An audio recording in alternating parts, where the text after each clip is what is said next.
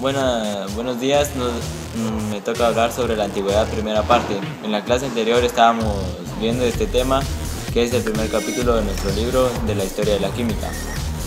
Para empezar, la química estudia los cambios sobre los elementos naturales.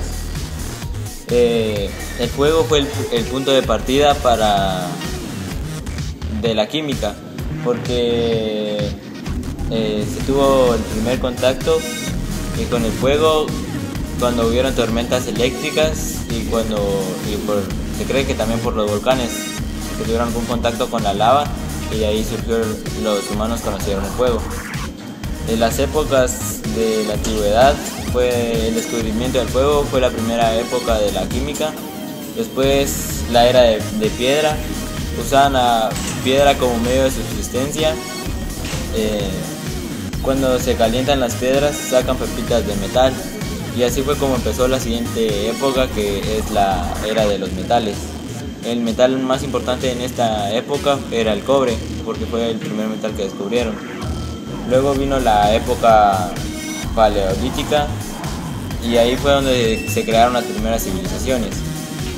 Y ahí se encuentra un nuevo metal, que es el bronce.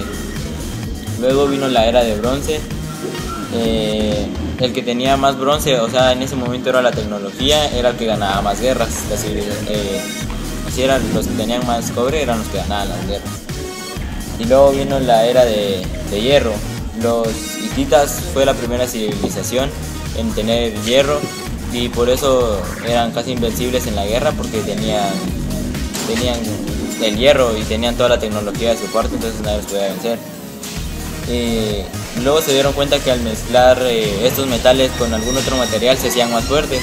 Todos los hititas mezclaron hierro con carbón, y esas son las épocas que llevamos. Después algunas civilizaciones importantes eran los Quemeya, que era el nombre que se daban los egipcios, ellos mismos se pusieron ese nombre. También era el arte egipcio, el arte de extraer jugos, o sea, en ese momento era de extraer los metales de las piedras, porque salía como hecho jugo, ¿va? El arte de la metalurgia, y significa química, la palabra Quemeya significa química. Otra civilización fue la griega, y allí fue donde descubrieron los elementos. Hubieron muchos filósofos que se interesaron por esto de la química y dieron sus opiniones. Uno de los filósofos más importantes fue Tales de Mileto, que nació en Mileto, que ahora es Turquía. Algunas preguntas importantes que quiero mencionar que hizo Tales fueron: ¿cuál es la naturaleza de las sustancias? ¿Es piedra o de cobre? ¿Puede cualquier sustancia transformarse en otra mediante un determinado número de pasos, de tal manera que todas las sustancias no serían sino diferentes aspectos de una materia básica? Esas fueron las preguntas que se hizo Tales, uno de los primeros filósofos conocidos por los humanos. No se sabe si tuvieron más antes y si tuvieron más conocimiento que él, pero él es el que empezó con esto de la filosofía de la química. Y a continuación mi compañero Arturo Paredes les hablará sobre los demás filósofos y la segunda parte del tema de la antigüedad.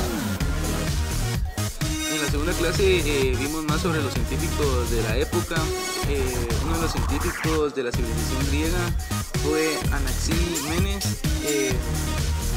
Llegó a la conclusión que el aire era un elemento constituyente del universo, y postuló que el aire se comprimía al acercarse más al universo. También vimos a la Pitágora de Samos, aproximadamente el año 592, 497 a.C., y dijo que los cuatro elementos se conjugaban para hacer el origen de lo que miramos. También a Aponio Leucipo, aproximadamente el 450 a.C., decía que las partículas tenían su límite y no podían dividirse más. Después vimos a Demócrito, aproximadamente del 470 al 338 a.C. Él dio la teoría del átomo. El átomo significa de esto pasamos a Heráclito. Él dijo de que todas las cosas cambiaban y determinó que el fuego está en continuación de mutuación, siempre diferente a sí mismo. Aristóteles, el más influyente de los filósofos griegos, concibió los elementos como combinaciones de dos pares de propiedades compuestas, el frío y el calor y la humedad y la sequedad. Dijo que el cielo estaba formado por un elemento llamado éter, significa resplandecer, ya que la característica de los cuerpos celestes es brillar. Después vimos a Tío Lucrecio Caro. Él fue del año 97 al 55 más o menos antes de Cristo. Él continuó la teoría de Demócrito del atomismo.